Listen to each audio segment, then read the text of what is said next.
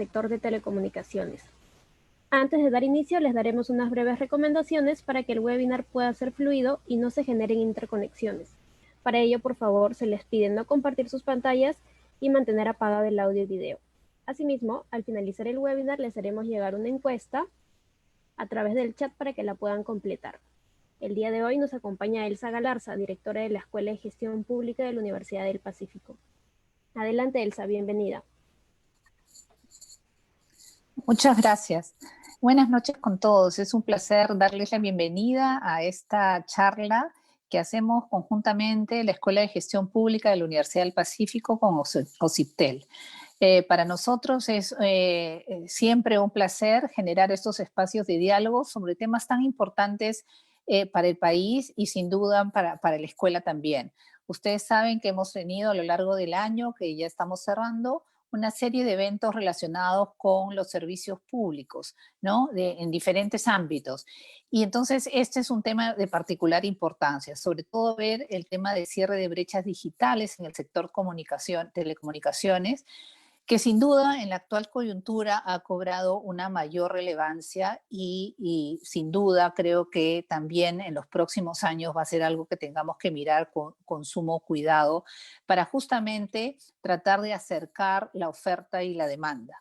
En un país tan diverso como el nuestro, no solamente en el ámbito rural, urbano, sino también a lo largo de todo el país, existen diferentes estadios de demanda y oferta que sin duda van a ser discutidos y vamos a tener una reflexión sobre ellos en esta noche. Y para ello yo quisiera agradecer mucho la participación de Lenin Quiso, director de Políticas Regulatorias y Competencia de los OSIPTEL, por estar con nosotros esta noche. Muchas gracias, Lenin, por tu presencia y por compartir justamente muchas ideas que van a ser comentadas, estoy segura también con mucho interés por Enzo De Filippi, profesor de la Escuela de Posgrado y de la Escuela de Gestión Pública también. Agradezco también a Alexandra, quien va a hacer la moderación el día de hoy. Y entonces, sin más, reitero mis agradecimientos y espero todos ustedes sigan disfrutando de estos eventos que hacemos en la Escuela de Gestión Pública. Y los invito también a participar el próximo año en la serie de conferencias que tendremos sobre diversos temas. Muchísimas gracias. Buenas noches. Adelante, Ali. Muchas gracias, Elsa. Buenas noches con todos y todas. Muchas gracias por estar conectados el día de hoy en este panel tan importante que, como bien dijo Elsa Galarza, estamos efectivamente en una coyuntura o en un contexto en el que amerita empezar a hablar con mayor relevancia sobre este tema tan importante vinculado a la necesidad de cerrar las brechas respecto a la conexión digital, ¿no? En el campo de las telecomunicaciones. Y es por eso que para nosotros es sumamente importante poder presentar a una serie de actores vinculados a las tomas de decisiones y el diseño de las políticas públicas, pero también desde la Escuela de Gestión Pública estamos muy comprometidos con la necesidad de hacer propuestas que puedan ayudar justamente a encaminar o a trazar una hoja de ruta mucho más efectiva para el cierre de brechas que tanto ansiamos todos. En esa línea es un gusto para mí presentarles a Lenin Quiso Córdoba. Él es economista con más de 15 años de experiencia en regulación del sector telecomunicaciones. Actualmente es director de Políticas Regulatorias y Competencia del OSIPTEL.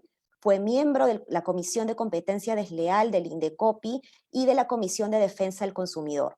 Fue también especialista de la Gerencia de Estudios Económicos de OSINERC. Es docente universitario de cursos de econometría, economía matemática y economía pública. Cuenta con estudios de maestría y finanzas, así como diversos cursos de especialización en regulación de servicios públicos y economía. Adelante, Lenin, con tu exposición. Tienes 30 minutos.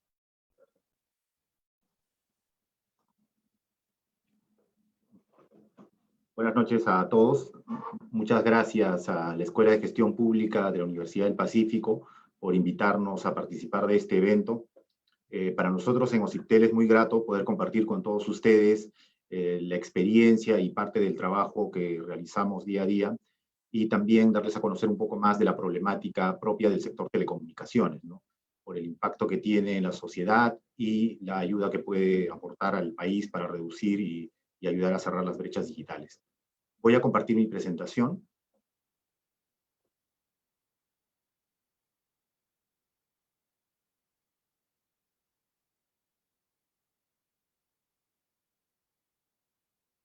Bien, este es el contenido de la presentación del día de hoy.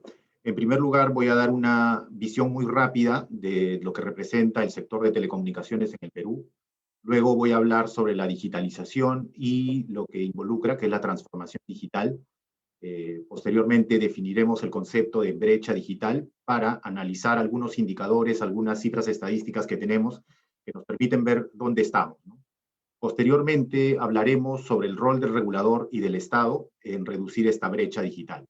Finalmente hablaremos de los retos y la agenda pendiente en este sector. Aquí tenemos un par de gráficos que nos ayuda a entender cómo estamos en el sector de telecomunicaciones. Al lado izquierdo observamos los ingresos, ¿no? Los ingresos observados en el sector. Vemos que estos han tenido un crecimiento sostenido en los últimos años. En promedio, la tasa de crecimiento ha sido de 3% anual. Sin embargo, consideremos que los ingresos, digamos, están compuestos por los indicadores de cantidades y los indicadores de precios, y las variables que han tenido una mayor dinámica han sido precisamente las cantidades, ¿no? Dado que los precios, por la competencia digamos, por distintos factores han venido cayendo, pues en realidad los indicadores de acceso y de tráfico han ido mejorando. En el lado derecho pueden observar ustedes también las inversiones en el sector. En promedio, siempre las inversiones al año bordean unas cifras superiores a los 1.000 millones de dólares. Hemos tenido un pico en el 2016, pero ese pico es explicado principalmente por los temas relacionados con la gestión del espectro. Entonces, si nosotros corregimos ese pico del 2016 por los temas de espectro, de asignación de espectro, estaríamos también en los niveles ligeramente superiores a los 1.000 millones al año. En lo que respecta a los indicadores relacionados al crecimiento, lo que nosotros podemos observar es que el sector telecomunicaciones ha venido creciendo, e incluso en estos trimestres de pandemia. Como podemos observar en este gráfico, vemos que casi todos los sectores de la economía han caído al segundo trimestre del 2020. Sin embargo, el sector telecomunicaciones y otros servicios ha venido creciendo, ¿no? Por ejemplo, si analizamos el sector telecomunicaciones y otros servicios, podemos observar que este ha crecido a una tasa de 2%, pese a la fuerte contracción del PBI global en este trimestre. Y ahora, si analizamos con un poco más de detalle y vemos la estadística de crecimiento del subsector telecomunicaciones, observamos que en este trimestre creció en 12%. Ese 12% del sector telecomunicaciones es explicado por la mayor demanda de servicios de telefonía móvil, el servicio de Internet y los servicios de procesamiento de datos. En esta diapositiva se ve mejor esa dinámica, ¿no? Aquí vemos en la línea azul, en las barras azules, la tasa de crecimiento interanual del sector telecomunicaciones versus el PBI peruano. Si analizamos la estadística desde enero del 2018 hasta julio del 2020, observamos estas tasas positivas que mencionábamos, muy en contraste con lo que se observa del resto de la economía. Y esto lo que nos dice a nosotros, o qué evidencia esto, que el sector es resiliente a las fluctuaciones del PBI, y esto producto de la mayor demanda de servicios que se han generado en este periodo de aislamiento. Además, tenemos que observar aquí que el sector telecomunicaciones pertenece al grupo de actividades económicas esenciales y como tal han tenido una alta actividad y operatividad durante el periodo de aislamiento. Vamos a ver ahora los conceptos relacionados a la transformación digital. Bueno, rápidamente en esta diapositiva, lo que ilustramos nosotros son las distintas revoluciones industriales que ha habido a lo largo de la historia. Bueno, si bien las fechas, los años que muestro aquí pueden variar según los autores, podemos observar que hasta el periodo o hasta el año de 1763, la economía global se caracterizaba básicamente por ser una economía rural, teniendo a la agricultura y el comercio como la base del desarrollo, como la base del crecimiento o la base de la producción en cada uno de los países, ¿no? En ese sentido, nosotros, si analizamos estadísticas hasta esa fecha, podemos ver que los indicadores tanto de ingresos, ¿no?, medidos por el PBI per cápita, como incluso el tamaño de la población, no han cambiado mucho. Luego, en la primera revolución industrial que empieza en 1764 y termina, según algunos autores, en 1840, aparece un instrumento revolucionario, que es la máquina de vapor.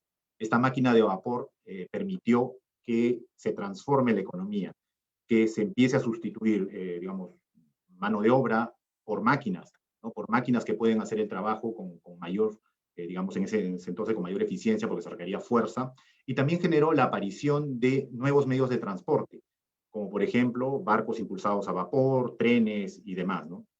Esto revolucionó la industria y a partir de este periodo se observan tasas de crecimiento positivas.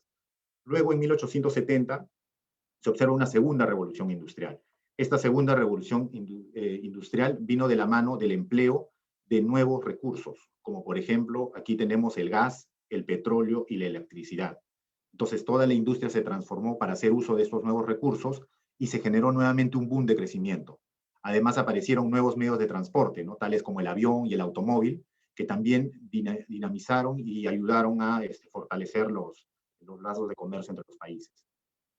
Luego, tenemos la tercera revolución industrial, que inicia, según algunos autores, en 1950 y que termina a inicios del siglo XXI. Bueno, algunos autores consideran que incluso estamos todavía en esta tercera revolución industrial porque no todos los países han logrado transformar sus industrias para adaptarse a estas nuevas tecnologías, ¿no? Aquí, ¿qué destaca? Destaca principalmente la electrónica y las computadoras.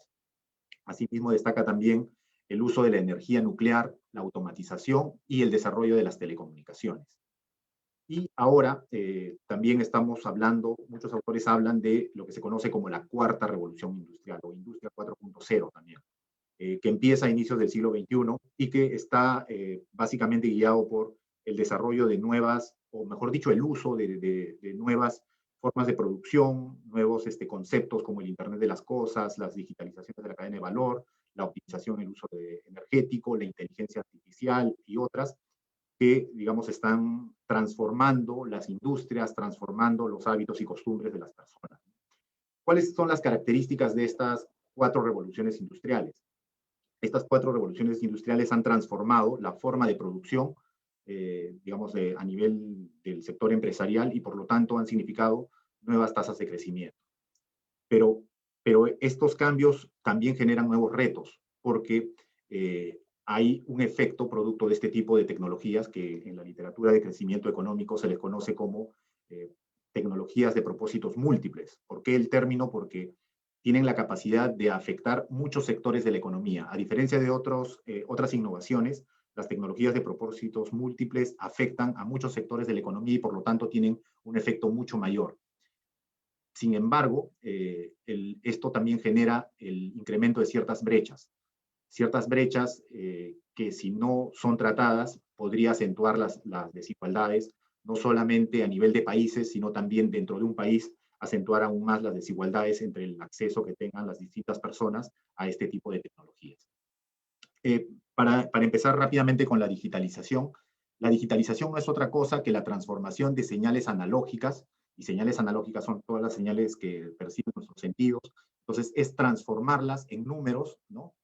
Aquí lo vemos en el lado izquierdo de la diapositiva, transformarlas en números para posteriormente, digamos, hacer una serie de filtros y transformarlo en numeración binaria. Numeración binaria que es al final lo que leen las computadoras, porque las computadoras lo único que leen es unos y ceros.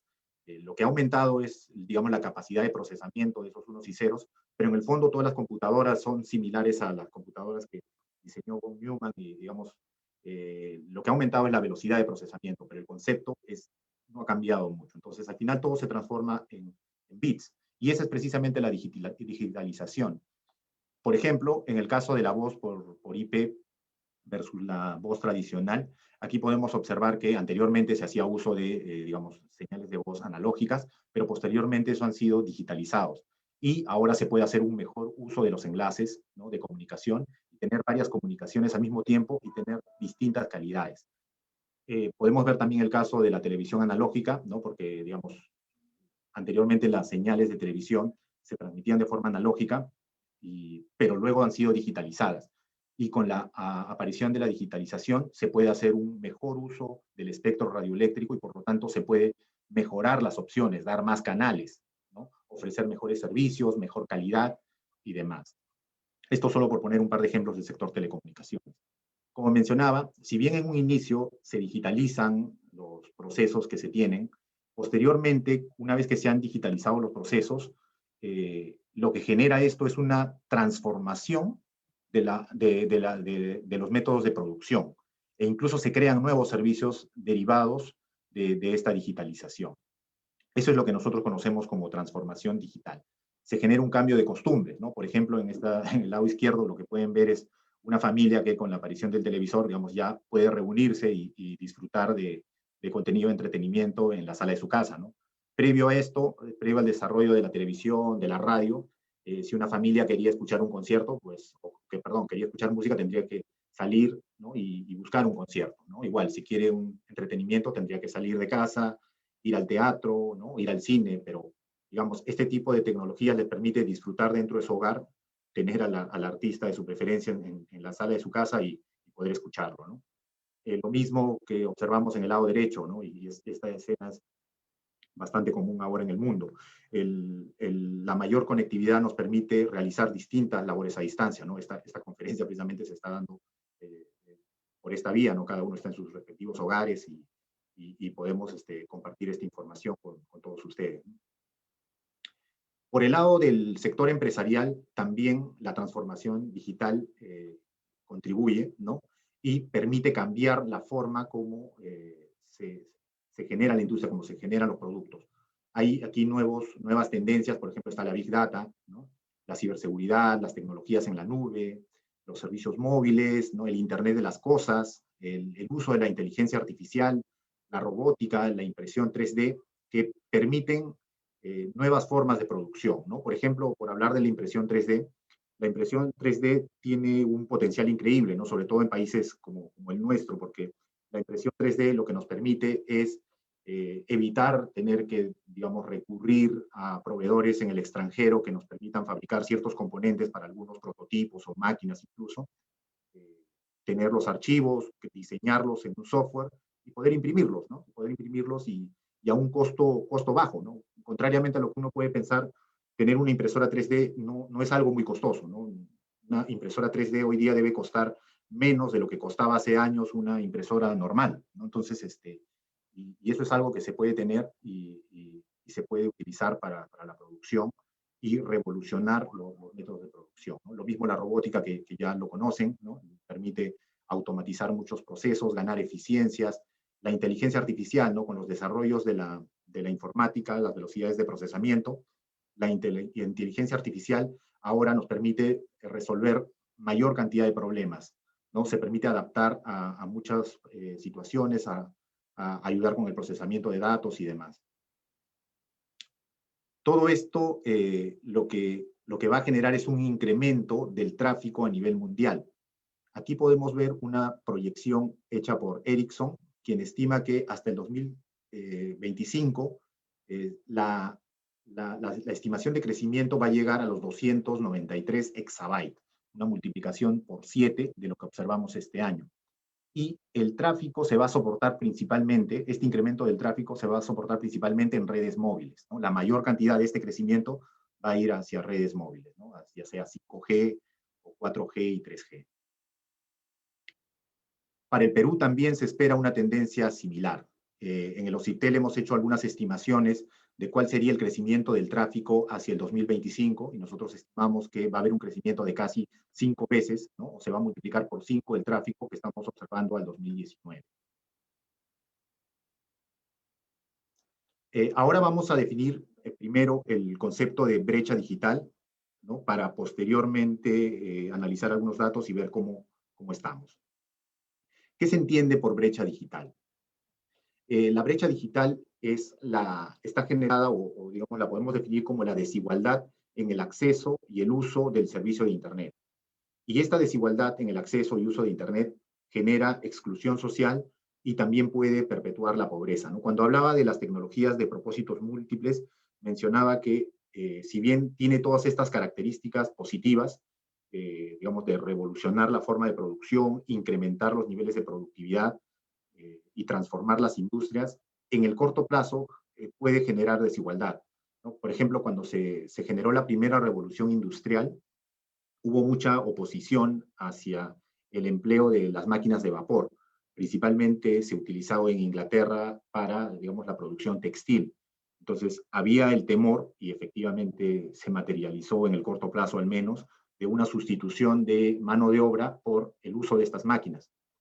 Sin embargo, todos conocemos que luego de ese periodo, lo que generó más bien esta inclusión de nuevas tecnologías es incrementar la productividad de los trabajadores. Y esos trabajadores se recolocaron en otras actividades y pudieron gozar de mayores ingresos, ¿no? Entonces,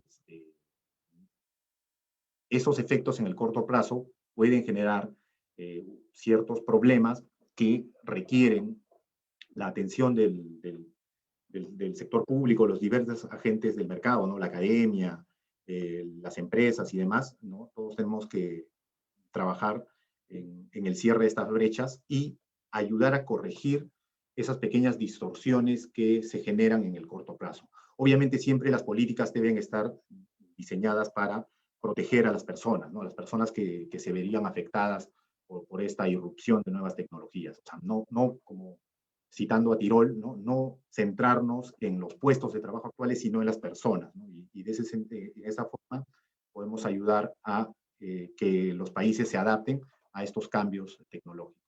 Entonces, ¿cómo se constituye esta brecha digital? Primero tenemos una brecha de infraestructura, ¿no? El primer componente que genera esta brecha digital es la brecha de infraestructura. Por ejemplo, esto está definido por la falta de cobertura, ¿no? Si en una localidad, por ejemplo, no existe infraestructura necesaria para dar el servicio, no existen estaciones bases, no existe, digamos, servicios de transmisión de datos de alta velocidad, entonces estamos hablando de una brecha de infraestructura.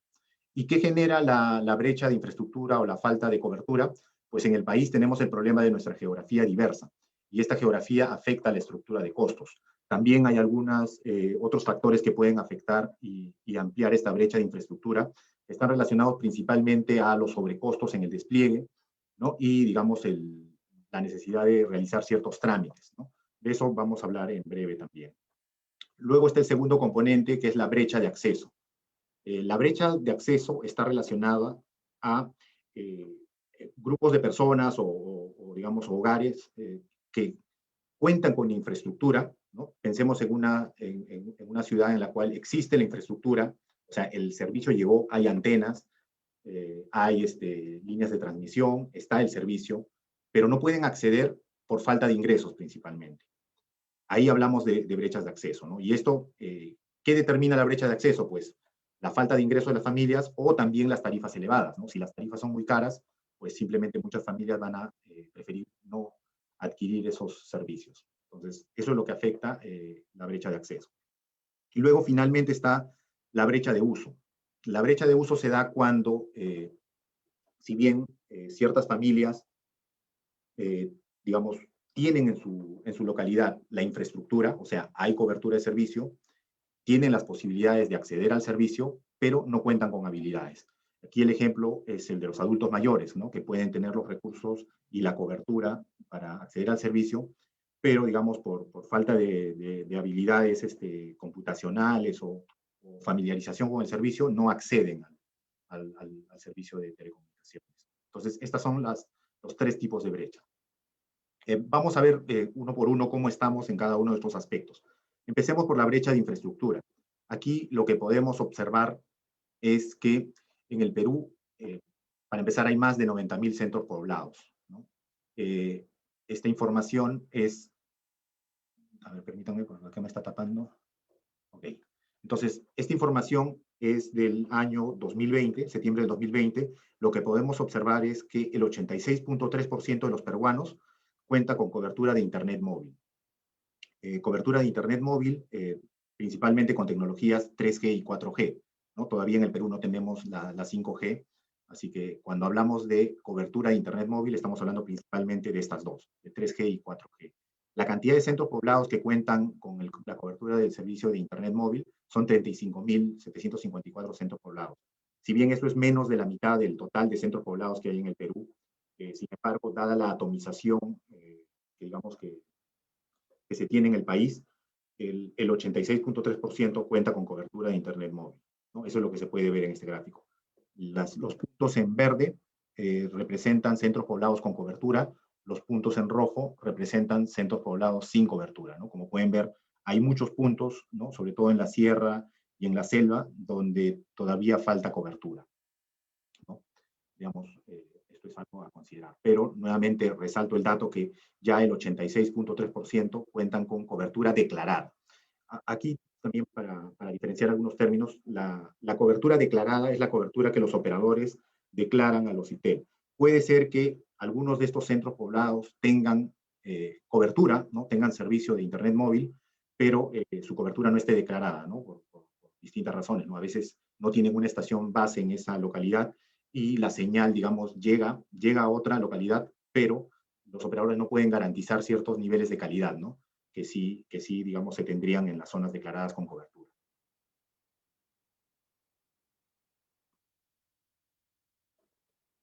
Muy bien. Vemos aquí en esta gráfica cómo ha crecido la cobertura móvil entre el 2014 y el 2020. Aquí tengo la información al 2014.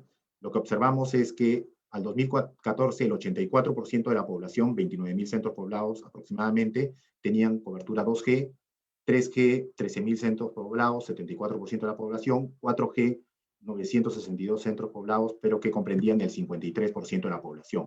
El salto que hemos tenido al 2020 es bastante interesante. Perdón. Aquí está. Entonces, la cobertura con 4G que se observa es bastante elevada, ¿no? Tal como habíamos observado en la diapositiva anterior, ya estamos cubriendo al 86% de la población con este servicio. Ahora vamos al acceso a nivel de hogares.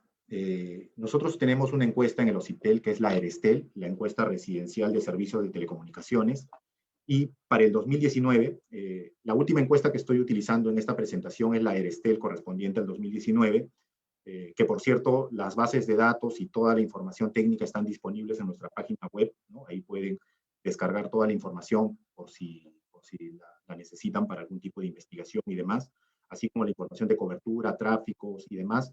También nosotros la tenemos en línea en nuestra página web. Entonces, esta información al 2019 lo que nos muestra es que el 76% de los hogares peruanos cuenta con acceso a Internet, ya sea Internet fijo o Internet móvil, ¿no? Es importante hacer esta precisión porque cuando hablamos de Internet nos podemos conectar a través de, digamos, el servicio alámbrico, ¿no? Conocemos el Internet, el ADSL, el HFC, ¿no? El de fibra al hogar. Pero también la mayoría de peruanos accede a través de la red móvil, ¿no? Y actualmente las tecnologías móviles permiten, digamos, disfrutar velocidades altas, ¿no? Y con lo cual un usuario puede, digamos, hacer un uso, digamos, adecuado de Internet usando la red móvil. Entonces lo que tenemos es un 76% de hogares del Perú que accede a Internet, un 92% de hogares que accede a Internet en Lima, haciendo esa segregación, y en el resto urbano, 79.5%. Sí hay una mayor brecha en el ámbito rural porque solo el 41% de hogares tiene acceso a Internet, ¿no? Ya sea fijo o móvil. Como mencionaba aquí, el principal medio de acceso es el Internet móvil. En el caso del Internet fijo, el porcentaje de acceso a nivel de hogares está alrededor del 30%. Que tengan ese dato. Aquí también hemos hecho en esta encuesta, Erestel, preguntas relacionadas al uso que se hace al Internet. Aquí la base ya son las personas, ¿no? No se hace la estadística a nivel de hogar. Y por eso los porcentajes de uso de Internet caen un poco en relación al porcentaje de acceso a nivel de hogares. Recordemos que estábamos hablando de 76% para el caso del acceso. Aquí estamos en promedio en el país en 64%, ¿no? Y el porcentaje es menor porque obviamente puede que un hogar tenga acceso a Internet, pero no todos en el hogar lo van a usar. Entonces, por eso el porcentaje siempre es menor que el porcentaje de acceso a nivel de hogares, ¿no? Estamos aquí en 64, Lima 81%, resto urbano 65% y la zona rural aquí está en 29%.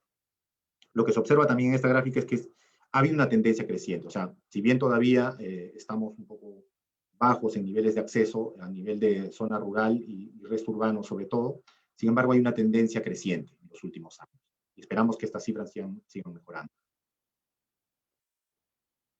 Aquí también tenemos información del equipamiento TIC, porque también es importante ver estas cifras, porque cuando analizamos las brechas, también tenemos que considerar si la familia, el hogar, tiene el equipamiento necesario, ¿no? Porque de nada serviría tener acceso a Internet de alta velocidad si no tienes una computadora, una laptop, una tablet para poder hacer uso de ella, ¿no? Entonces, aquí, ¿qué observamos? Observamos al 2019 que el 78% de hogares reporta tener un smartphone, siendo entonces el smartphone el principal medio por el cual las familias se conectan al Internet. Lo sigue en importancia, pero digamos con una diferencia bastante marcada, las computadoras de escritorio, que representa que el 36.9% de los hogares, el 37%, reportan tener computadora en casa. El 23% reporta tener laptop y las tablets, digamos, representan el 11%. También tenemos aquí información de televisores, ¿no? Aquí, entonces, como dato, podrían ver que el televisor es el equipamiento que, digamos, que más tienen los hogares, ¿no? Y la radio, el 81%. Bueno, aquí hemos hecho un gráfico que nos permite ver la brecha de acceso, pero a nivel de regiones. Habíamos visto que en promedio a nivel país la tasa de acceso era de 76.2%. Sin embargo, hay regiones como Lima, Tacna, Ica, Arequipa, ¿no? Que tienen niveles superiores al 85% de acceso a nivel de hogares a Internet, ¿no? Por ejemplo, Tacna tiene 90% de acceso a Internet, ya sea fijo o móvil, como dije, pero hay zonas en las cuales la brecha es mucho mayor. Por ejemplo, Huánuco tiene solamente el 39% de acceso a Internet, Loreto 40.6%, San Martín 49.3%, ¿no? O sea, hay 3 regiones que están por debajo del 50% en acceso a Internet a nivel de hogares. Si analizamos... Solo para informar que tenemos 4 minutitos más, querido Lin. Gracias. Entonces, también esta brecha de infraestructura se puede observar a nivel de la distribución entre zona urbana y rural, ¿no? Vemos aquí la distribución en zona urbana. Obviamente hay más personas conectadas a Internet en zona urbana. En zona rural el porcentaje es menor, ¿no? Como ya habíamos mostrado. Bueno, aquí te mostramos las razones por las cuales las personas no contratan el servicio, y esto nos permite aproximar los otros 2 tipos de brecha, la brecha de acceso y la brecha de uso, ¿no? Vemos que un porcentaje de las personas que no tienen el servicio, porque esta parte de la encuesta se hizo a personas que no tienen el acceso al servicio, reportan tener tarifas muy elevadas, un 20% de las personas que no acceden al servicio y un 7% porque no llega el servicio a su localidad. No lo necesito, hay un porcentaje importante todavía que, aún teniendo el servicio, menciona que no lo necesita o no le interesa, ¿no? Lo mismo para el Internet móvil. Hay un porcentaje de usuarios que reportan no necesitar el Internet o que no les interesa el servicio, ¿no? Aún cuando lo pueden tener. Esto también se observa en las brechas de uso, ¿no? O sea, si analizamos las razones por las cuales la gente no usa Internet, también vemos cifras parecidas. ¿Cuál es el rol del regulador y del Estado en reducir la brecha digital, ¿no? Uno de los principales roles de OCIPTEL es el promover la competencia. La digitalización requiere que los usuarios accedan a servicios de Internet de alta velocidad y a tarifas accesibles. El incremento de la dinámica competitiva mejora las tarifas, así como los atributos, ¿no? Y eso es lo que vamos a ver aquí. ¿Qué se ha hecho en competencia, ¿no? Rápidamente, la herramienta más importante que hemos promovido es el de la portabilidad numérica. La portabilidad permite reducción de costos de cambio, permite al usuario trasladarse de operador con su mismo número. Y además, para fortalecer este mecanismo, el OCIPTEL ha dictado una medida en el 2014 también de prohibición de venta de equipos bloqueados. O sea, anteriormente, si bien podías portarte manteniendo tu número, el equipo solo te servía para tu operador. Entonces, con estas medidas, lo que se ha generado es una dinámica en el mercado.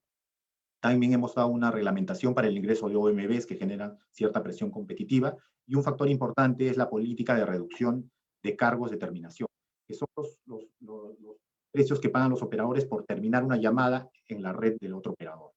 Esto permite abaratar las llamadas off-net y también resta poder a los operadores más importantes, ¿no? Si recuerdan, hace unos años eran muy populares estas tarifas de redes privadas, ¿no? Entonces, eso lo que hacía era, digamos, disminuir la competencia, ¿no? Porque hacía más atractiva la red más grande. Entonces, la portabilidad, que digamos ha tenido una tendencia creciente, y las otras medidas que hemos analizado, nos permite tener estos resultados, ¿no? En telefonía móvil, aquí lo que podemos ver en esta diapositiva es un hito que consideramos un hito histórico. ¿Por qué? Porque el operador más importante, hasta hace unos años, que era el operador Telefónica con su marca Movistar, ahora, con información al tercer trimestre del 2020, tiene un 29.8% de participación, muy cercano o casi igual a la participación del segundo operador, que es América Móvil con su marca Claro, 29.6%. O sea, prácticamente aquí tenemos un empate. Resultado bastante notable, que no recuerdo un caso similar en otra industria, ¿no? Donde el principal operador esté a punto de perder su participación en el mercado, ¿no? Entel y Vitel, los otros dos operadores, también han sumado su participación y tienen un 40% de participación conjunta. Esto se traduce en mejores indicadores de concentración. Ya estamos en un indicador del índice de Herfindahl de 2.587, ya estamos cerca, digamos, al límite teórico con 4 operadores. Entonces, eso también es importante. La competencia también ha permitido mejorar los atributos. Anteriormente, en el 2015, por ejemplo, veíamos que un plan básico, digamos de 29 soles, te daba únicamente 100 megabytes de transmisión de datos. Ahora te da 2 gigabytes, no 6 gigabytes, perdón, lo cual es un salto notable, ¿no? Es un salto muy importante y esto ha generado y ha dinamizado el mercado, ¿no? Bueno, esto se traduce en una reducción de tarifas, ¿no? Además, hemos dictado medidas en el mercado de Internet fijo para digamos, obligar al proveedor importante, en este caso Telefónica del Perú, a compartir su infraestructura, lo cual es muy importante, y también revender su servicio.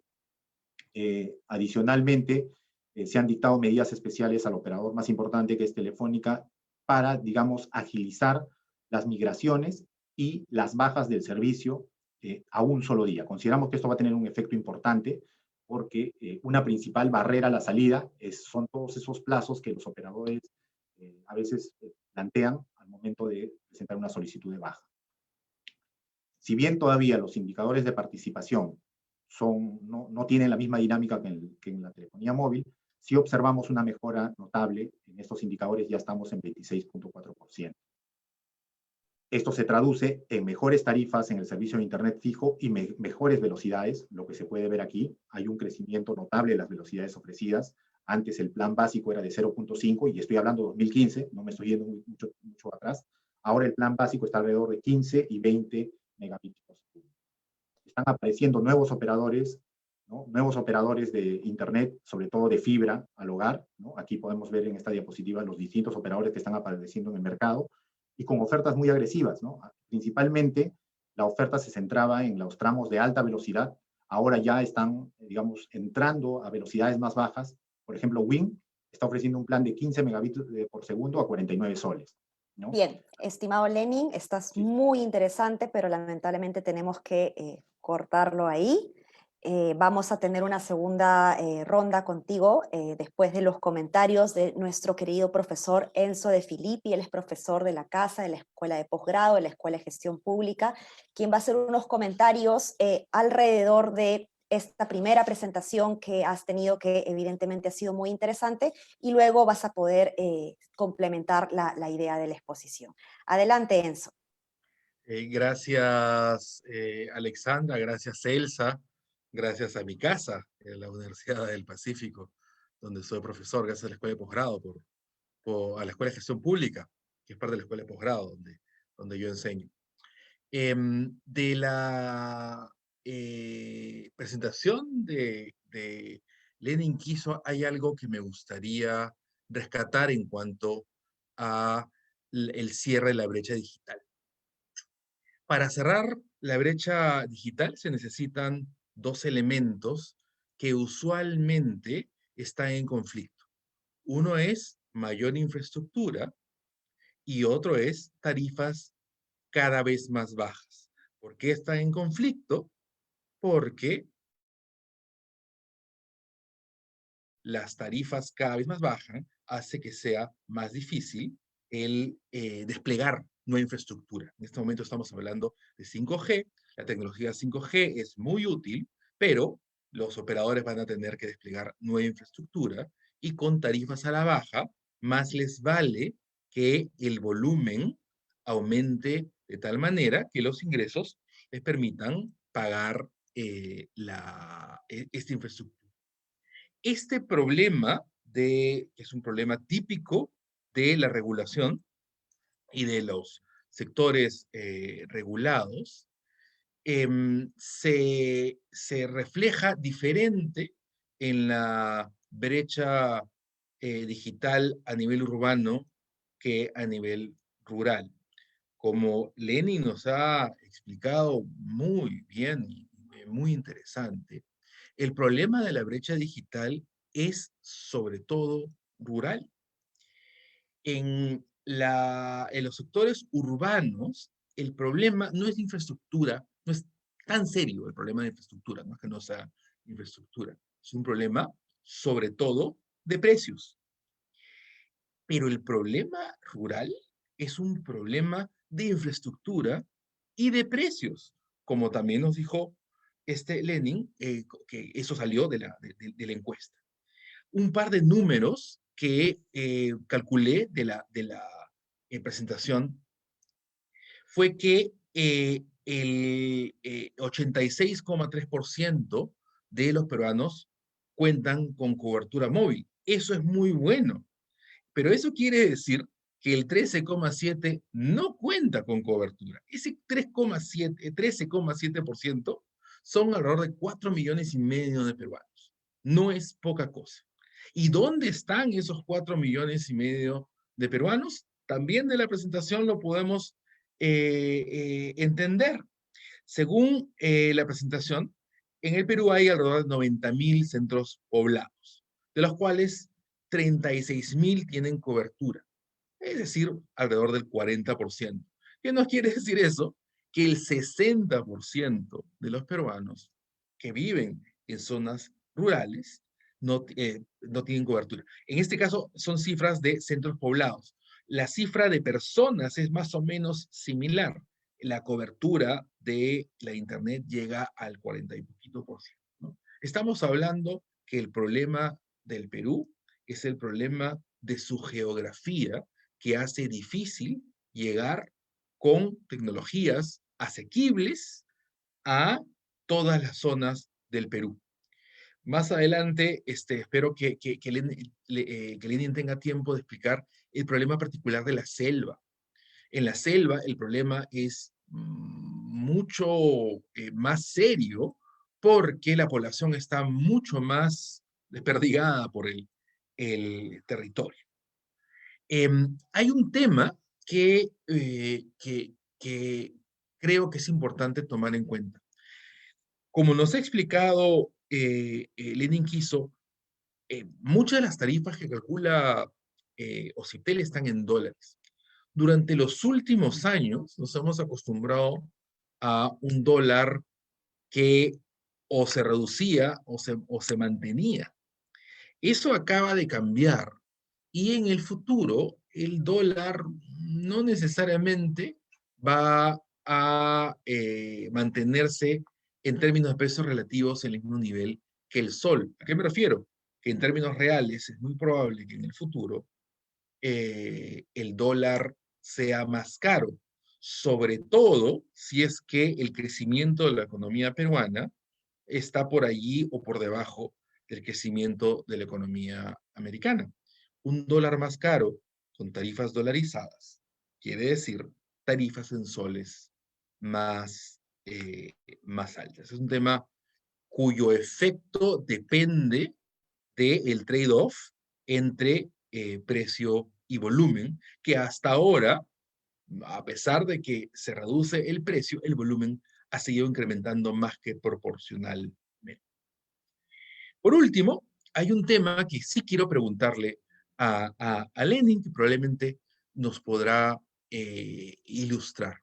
Algo pasa con las OMBs, ¿no? Con estos operadores móviles virtuales que Ociptel, que tiene una batería de herramientas muy poderosa y que, como hemos visto, la ha usado adecuadamente para que se reduzcan los precios y se incremente la competencia.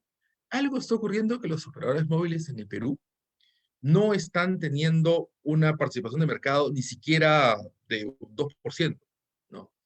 Y no sé, quizás Lenin pueda ilustrarnos si es un tema de estructura, es un tema estructural, o que para países como el Perú, la competencia es tan grande y la demanda no es suficiente como para que estos operadores tengan algún efecto. No es nuevo el tema, hace años ya hay operadores móviles virtuales y por alguna razón se terminan yendo, como fue el caso de Virgin, y los que los reemplazan siguen teniendo participaciones de mercado pequeñas, ¿no? Entonces, para resumir simplemente, yo creo que en el Perú el tema de la brecha digital es importantísimo, por todas las razones que hemos escuchado, pero es sobre todo un problema rural, un problema urbano, pero es mucho más serio en el sector rural y en el mundo que viene, en el mundo que van a vivir nuestros hijos, el del Internet de las cosas, el de estamos desplegando 5G, probablemente en unos años desplegaremos 6, 7G, son velocidades mucho mayores y servirán para mejorar nuestras vidas en usos que ahora son incipientes. Con esto del COVID hemos visto la teleeducación, pero la telemedicina, por ejemplo, es una tendencia que va a incrementarse en el futuro y todo eso requiere una infraestructura de telecomunicaciones aún más avanzada y la requiere más, por ejemplo, la telemedicina es mucho más importante justamente en las zonas rurales a donde llegamos, ¿no? Y el regulador yo creo que ha hecho un estupendo trabajo en promover la competencia, pero falta más cosas. Eso no es algo que necesariamente tenga que responder OCITEL. El, el ente que dicte las políticas de comunicaciones no es OCITEL, es el Ministerio de Transporte. Lo que hace OCITEL es complementar estos esfuerzos con una regulación económica. Eso es lo que quería contarles, Alexa. Buenísimo, Enzo. Muchas gracias. Vamos a pasar ahora con 7 minutos adicionales para que Lenin pueda cerrar un poquito las ideas que quedaron pendientes de la exposición inicial y también para responder a las preguntas y consultas que ha hecho el profesor Enzo De Filippi. Adelante, Lenin. Sí. Gracias, Alexandra. Gracias, Enzo, por las preguntas. Efectivamente, ¿no? Le has dado el punto. En realidad, la competencia por sí sola, si bien es una condición necesaria, no va a ser suficiente para cerrar todas esas brechas digitales, ¿no? Y ahí, importante lo que mencionas, en ese trade-off que existe, en esa disyuntiva entre la brecha de infraestructura y la brecha de acceso, ¿no? Obviamente, para reducir la brecha de acceso, lo que nosotros tendríamos es que promover una reducción, digamos, de tarifas, y eso, digamos, se logra, digamos, eso es lo que ha generado, tal como he mostrado en la presentación, las distintas políticas de promoción de competencia, ¿no? La competencia ha mejorado y ha permitido tener ahora ofertas más atractivas, sobre todo, incluso en planes más bajos, ¿no? Como me mostraba ahí, los planes de 29 soles ahora ofrecen 6 gigabytes al mes, además, el uso de apps ilimitadas, lo que garantiza el acceso de estos hogares. ¿Qué hacer con la brecha de infraestructura? En realidad el problema es bastante complejo. Tenemos el tema geográfico que incrementa los costos, ¿no? Los costos de despliegue. Tenemos también algunos, digamos, necesidades de seguir algunos trámites para la instalación de nueva infraestructura. Pero ahí lo que estamos apostando nosotros con bastante fuerza en los últimos años es la compartición de infraestructura. Muchos proveedores comparten infraestructura, no solamente entre operadores de telecomunicaciones, ¿no? Como había mencionado, una de las medidas pro competencia que hizo el OCITEL a nivel mayorista es la compartición de infraestructura, la compartición de infraestructura de Internet fijo de la red de Telefónica del Perú. Entonces, hay operadores que alquilan la infraestructura, ¿no? No solamente el uso de postes, sino también ciertos espacios para poner sus equipos, y eso permite reducir los costos. También estamos promoviendo la compartición de infraestructura con redes eléctricas. Y como bien saben, en el sector telecomunicaciones existe un instrumento legal que son los mandatos de compartición de infraestructura. Si un operador no llega a un acuerdo razonable con otro operador, pues puede recurrir al OCITEL, demostrar que ha seguido una serie de etapas, y el OCITEL dicta un mandato de compartición de infraestructura donde no solamente ordena que se comparta la infraestructura que está solicitando, sino incluso se puede intervenir a nivel de ese precio mayorista, ese alquiler de la infraestructura. Ese tipo de acuerdos han crecido en importancia en los últimos años. Hay muchos operadores, sobre todo en provincias, que que vienen empleando estos mecanismos para reducir sus costos de despliegue. Es necesario también que el Estado siga promoviendo proyectos que permitan cerrar la brecha en zonas más alejadas, sobre todo en zona rural, porque ahí tenemos la problemática de que los costos de despliegue son altos y a su vez la capacidad de pago es baja. Entonces va a ser imposible que la oferta y la demanda se crucen en algunos puntos, y es por esa razón que se hace necesario este tipo de proyectos. Para esto el Estado, bueno, a través del MTC cuenta con el FITEL, bueno, ahora Pronatel, que les permite llevar a cabo todos estos proyectos, ¿no? Asimismo, también se está promoviendo la compartición de infraestructura móvil, ¿no? Ya sea a través de compartición activa, ¿no? Hace poco hemos tenido acuerdos de compartición activa entre operadores móviles, ¿no? Y también hay un instrumento bastante, digamos, que puede tener un impacto considerable en promover el acceso en zonas rurales, que son los OIMR, ¿no? Los operadores de infraestructura móvil rural. Estos operadores están diseñados específicamente, o esta figura está diseñada específicamente para promover el acceso en zonas rurales, ¿no? ¿Cuál es la idea? La idea es que un operador, que puede ser incluso la misma localidad, ponga la infraestructura y luego, digamos, los operadores están obligados a dar el servicio en esa zona, ¿no? Entonces, eso también va a promover el despliegue en estas zonas. Ya hemos tenido algunos contratos que se han dado utilizando este marco legal, ¿no? Hay el proyecto de Internet para Todos de Telefónica, hay una empresa Mayu, Andesat, ¿no? Que ya han usado este mecanismo y están dando acceso a Internet en zonas alejadas del país, ¿no? Pienso que todos estos instrumentos son importantes para ayudar a cerrar las brechas digitales y, como mencionaba, es importante seguir promoviendo la competencia, porque la competencia, según hemos observado, va a permitir ayudar a reducir estas brechas de acceso y complementariamente diseñar algunos otros instrumentos que nos permita abaratar los costos, ¿no? En paralelo también, bueno, se ha iniciado un proceso bastante agresivo de simplificación administrativa. En ese sentido, pienso que estamos siendo pioneros en plantear una meta de reducción de normas, ¿no? Nos hemos propuesto en un plazo de 3 años reducir cerca del 34% de nuestras normas, ¿no? Están en constante revisión. Ya este año hemos derogado algunas normas antiguas y seguimos en ese plan, ¿no? Nuestra meta es en unos años reducir el 34% de las normas.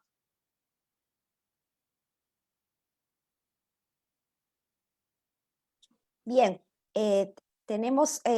si tenemos una réplica, Enzo, siéntete libre de hacer unos comentarios finales, pero adicionalmente a eso, me gustaría comentar que tenemos algunas preguntas del público que Lenin Quiso podrá responder también, y está vinculada a una pregunta que nos hacen relacionada con cómo se incentiva la competencia si se sube el costo legal del cumplimiento de las normas. ¿Esto flexibiliza o agiliza la competencia? Luego hay un comentario vinculado a las municipalidades y las autorizaciones para la instalación de antenas.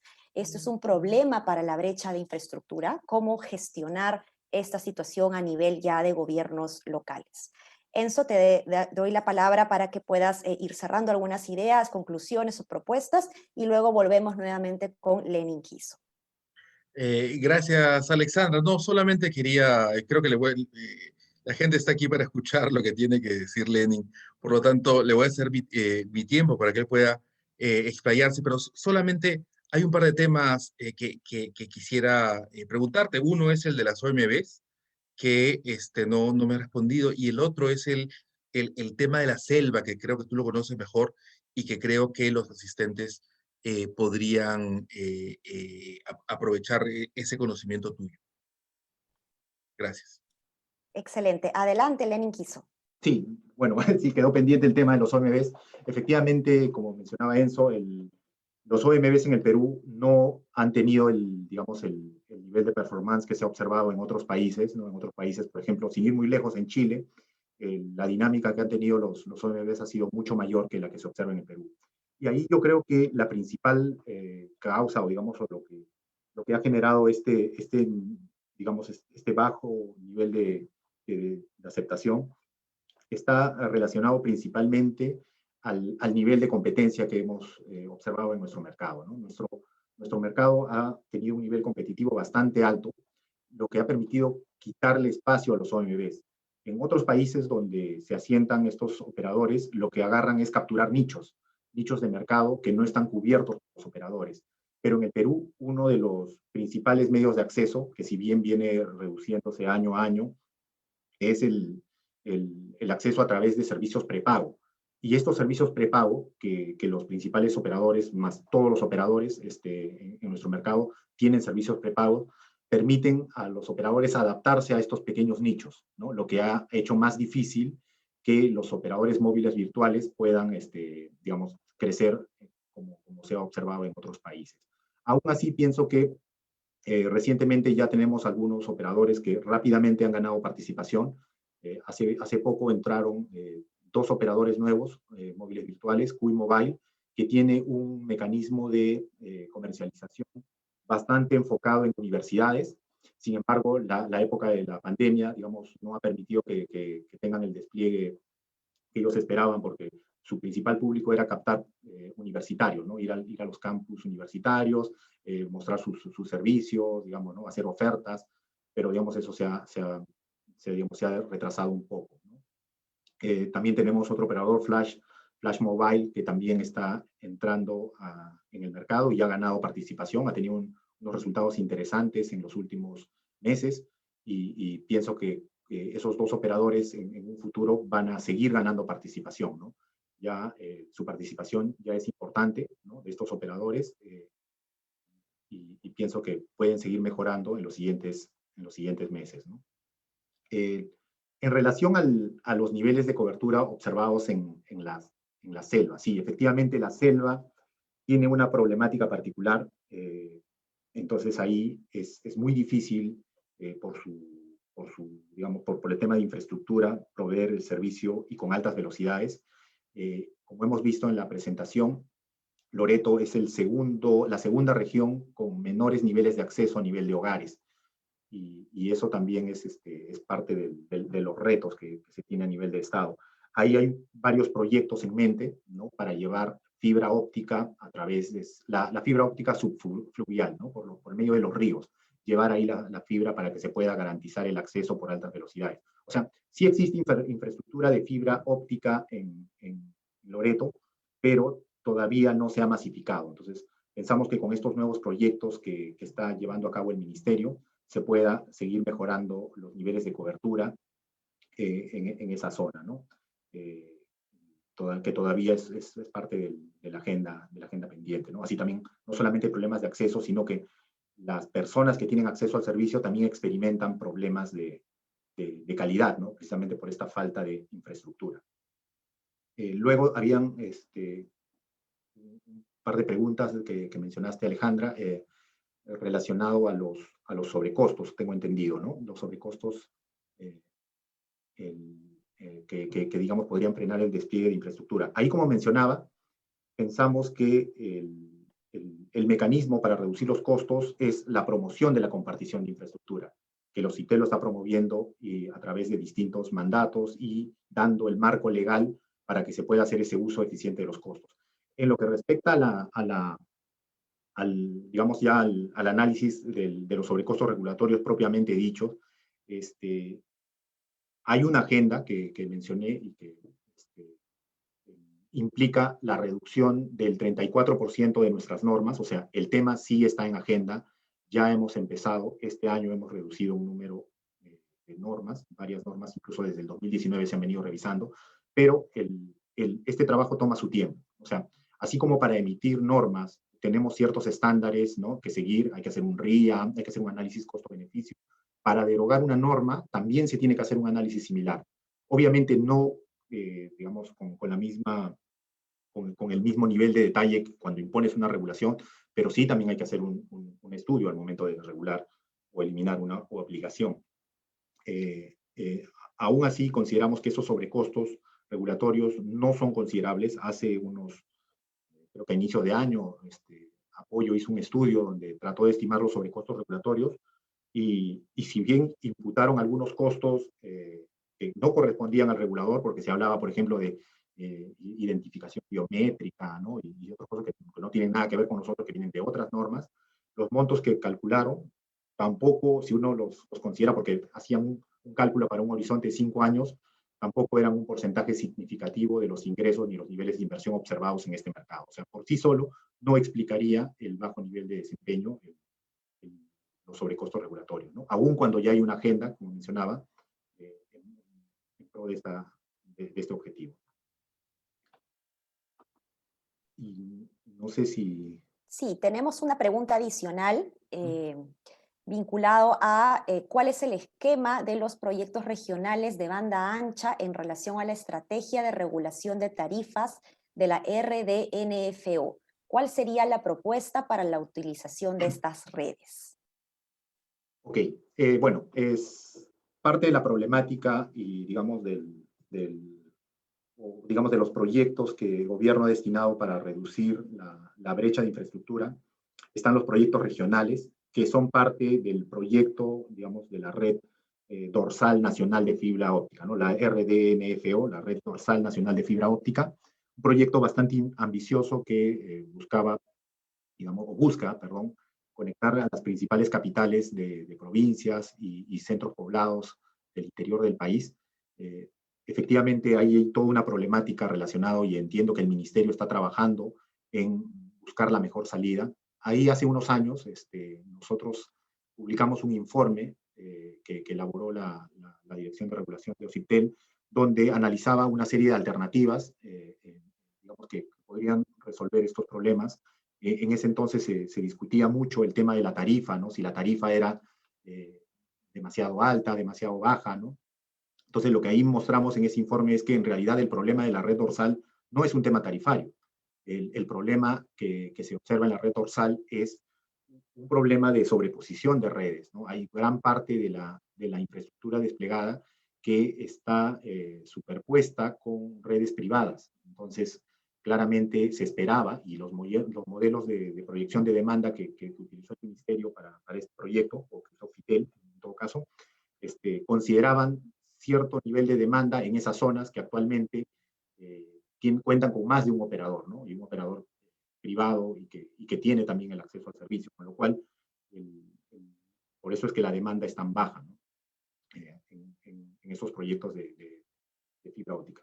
La problemática es similar en los proyectos regionales, ¿no? Los proyectos regionales que mencionan en la pregunta, lo que buscaban era darle capilaridad a este modelo de la red dorsal de fibra óptica, ¿no? Llegar hacia las zonas, o sea, partiendo del nodo, de uno de los nodos de la red dorsal, llegar a centros poblados más alejados, ¿no? Y para eso también se hizo todo un proyecto con redes regionales. Entiendo que esos proyectos están, digamos, ya empezando a operar. Hay algunas regiones que ya cuentan con el acceso a ese tipo de proyectos. Y bueno, ¿no? En relación a la tarifa de la red dorsal de fibra óptica, esa tarifa, y eso es algo que también nosotros comentamos en su momento, la tarifa de la red dorsal está establecida en el contrato, ¿no? En el contrato de concesión, ¿no? Del operador. Entonces, ahí consideramos nosotros que esa tarifa no debería estar en el contrato, sino que pudo haber estado, digamos, bajo gestión de OCIPTEL, así que, digamos, cualquier cambio tarifario se tendría que hacer vía una modificación contractual, porque claramente ya está establecida ahí, ¿no? Bueno, esas serían las respuestas en relación a esa problemática. Excelente, muchas gracias. No me gustaría cerrar este panel, este webinar, sin antes tener tus conclusiones, Lenin, respecto a estos retos que se necesitan para cerrar estas brechas digitales, ¿no? En concreto, en 2 minutos, ¿cuáles vendrían a ser, y a manera de conclusión, ¿no? Estos retos que necesitamos mirar y superar de aquí en adelante? Perfecto. Voy a compartir mi presentación porque precisamente la parte que quedaba pendiente era eso, ¿no? Los retos y lo vamos a ver aquí. Bien.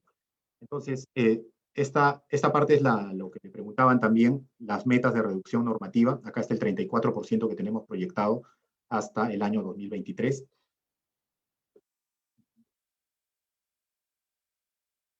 Los retos y agenda pendiente, entonces, para concluir mi presentación, se requiere, para cerrar estas brechas, elaborar un plan nacional para el despliegue ordenado de infraestructura de telecomunicaciones. Para eso se tiene que formar una comisión multisectorial formado por distintos agentes, ¿no? El Estado, los operadores, la academia, la sociedad civil. Se tiene que hacer un catastro georreferenciado de toda la infraestructura existente, telecomunicaciones, transportes, energía y demás, para facilitar el despliegue ordenado de infraestructura, evitar duplicidades de costos y usar en la compartición donde se pueda. Luego, dar incentivos para que las empresas operadoras expandan sus niveles de cobertura. Aquí estamos en revisión del último reglamento de cobertura y esperamos muy pronto salir con una versión final precisamente en ese sentido, ¿no? Luego, reforzar el marco de uso compartido, tanto activo como pasivo, ¿no? Compartir infraestructura, promover el despliegue de redes de fibra óptica o redes de microondas de alta capacidad, promover el despliegue de infraestructura neutra en espacios públicos, estaciones, estadios y similares, ¿no? Por ejemplo, hace unos años el OCIPEL promovió el uso de su infraestructura, ¿no? De que el sector público ponga a disposición su infraestructura o digamos, sus edificaciones para el despliegue, ¿no? Diseño de proyectos de acceso universal sostenible, escalables y de alto impacto en zonas donde las empresas privadas no puedan llegar, explorar tecnologías alternativas, ¿no? Para las zonas no cubiertas. Ahí hay varias tendencias en el mundo que se pueden utilizar, plataformas estratosféricas, satélites de órbita baja, ¿no? Que requerirían, digamos, otro nivel de detalle. Continuar por parte de OCIPTEL con la simplificación regulatoria, continuar promoviendo la competencia, la reducción de precios, la promoción del uso de trámites digitales, y ya hemos dado avances en este aspecto. En conclusión, se requiere un manejo conjunto con otras autoridades, el MTC, el Ministerio de Salud, y por lo tanto es un trabajo multidisciplinario, ¿no? Que involucra distintos actores, ¿no? Tanto MTC, OCIPTEL, el Ministerio de Energía y Minas, ¿no? La academia, AFIN, ¿no? Los operadores, el Colegio de Ingenieros, etcétera, ¿no? Es un trabajo multidisciplinario porque hay varios factores que atacar a la vez, ¿no? Eso entonces quería compartir con ustedes el día de hoy. Muchas gracias, Lenin Quiso, por tu presentación. Creo que ha sido tan interesante que ha quedado corto, así que me gustaría aprovechar y comprometerte y comprometer a OCIPTEL para futuros webinars para hablar justamente sobre la importancia del cierre de brechas en temas vinculados a telecomunicaciones. Creo que es importante que desde la academia se generen estos espacios con las entidades reguladoras, con los tomadores de decisión, los diseñadores de políticas, para poder efectivamente pues tener una mejor calidad de vida y bienestar para nuestros ciudadanos.